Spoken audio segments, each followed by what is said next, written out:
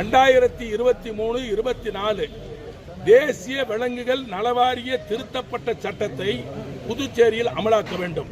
வீட்டு நாய்களை முறைப்படுத்த வேண்டும்.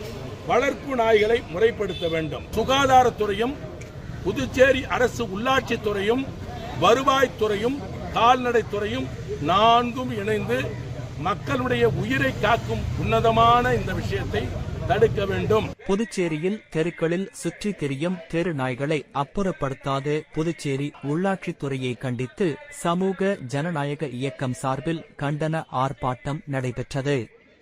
புதுச்சேரியில் மக்கள் வாழும் பகுதிகளில் தெரு நாய்கள் இல்லாத நிலையை உருவாக்கிட வேண்டும் எனும் உச்சநீதிமன்ற உத்தரவை நடைமுறைப்படுத்திட வேண்டும். அச்சுறுத்தி வரும் தெரு நாய்கள் மற்றும் வெறி நாய்கள் தொல்லையிலிருந்து மக்களை காத்திட வேண்டும். தெருநாய்களின் இனப்பெருக்கத்தை கட்டுப்படுத்த வேண்டும் என்பன போன்ற பல்வேறு கோரிக்கைகளை வலியுறுத்தி சமூக ஜனநாயக இயக்கம் சார்பில் உள்ளாட்சித்துறை அலுவலகம் முன்பு கண்டன ஆர்ப்பாட்டம் நடைபெற்றது.